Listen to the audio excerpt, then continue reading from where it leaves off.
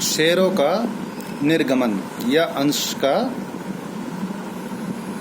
Share issue, ये दो तरह से हो सकता है। नंबर 1 लम सम और दूसरा ऑन इंस्टॉलमेंट। लमसम का मतलब ये है कि मान लीजिए किसी कंपनी के शेयर की कीमत 100 रुपये है और वो 100 रुपये के शेयर को उसी दिन या एक ही टाइम पर उस पैसे को मांग रही है। तो अगर पूरा पैसा उसी समय पर मांग लिया जाता है या एक बार में ही मांग लिया जाता है तो उसको कहा जाता है लमसम पर शेयरों का निर्गमन करना। लेकिन अगर इसी 100 रुपये के शेयर को हम कुछ किस्तों में डिवाइड करते हैं, 2 में, 3 में या 4 में, तो उसको कहा जाता है शेयरों का निर्गमन करना इंस्टॉलमेंट पर। अब ये किस प्रकार से हो सकता है? मान लीजिए इस शेयर को हम 4 किस्तों में डिवाइड कर लेते हैं। पहला 20 रुपये, दूसरा 30 रुपये, तीसरा 30 रुपये, 30, 30, 60, 20, 80 और 20, 100। इस तरह से ये ज़रूरी नहीं है कि ये शुरू की ज़्यादा हो या कम, ये जो है कंपनी की पॉलिसी के ऊपर डिपेंड करता है कि वो कितने रुपये की पहली किस्त मांगती है, कितने रुपये की दूसरी और कितने की तीसरी, कितने की चौथी, या कितनी किस्त मांगनी है, 4 मांगनी है, 2 मांगनी है या 1 मांगनी है।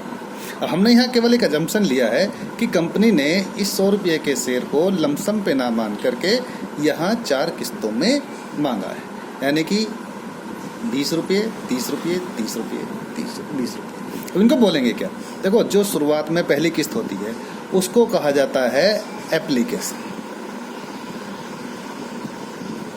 एप्लीकेशन हम जो जनता है एप्लीकेशन देती है कि भाई हमको इतने शेयर चाहिए, तो एप्लीकेशन के टाइम पर ही उनसे जो अमाउंट मांगी जाती है उसको कहा जाता है एप्लीकेशन पर मनी को मांगे।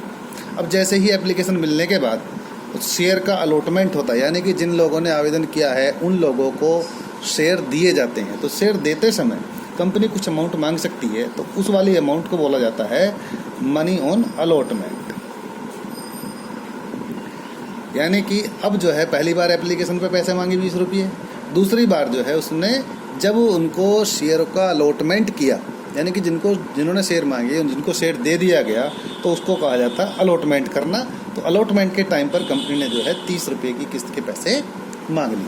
अब बाकी बचे हुए 50 रुपये कंपनी की इच्छा के ऊपर डिपेंड है वो उनको कब मांगना। मान लीजिए उन्होंने 2 किस्त आगे की बढ़ा दी गई और अगली 2 किस्तों में उन पैसों को मांगा गया, तो पहली किस्त 30 रुपये की और दूसरी किस्त 20 रुपये की। इनको बोला जाता है दोनों को मिला करके कॉल्स। क्या बोलेंगे? कॉल्स या मांग। हिंदी में मांग बोलते हैं और इंग्लिश में कॉल्स। पहली कॉल और दूसरी कॉल, यानी कि फर्स्ट कॉल और सेकंड कॉल। अब जो सेकंड वाली कॉल जो है हमारी लास्ट कॉल है, तो उसको जो है first, second and final call भी बोल देते हैं। अब बात करेंगे इनकी जर्नल एंट्रीज की कि इनको अगर हम अकाउंट्स में दिखाएंगे तो किस प्रकार से दिखाया जाएगा।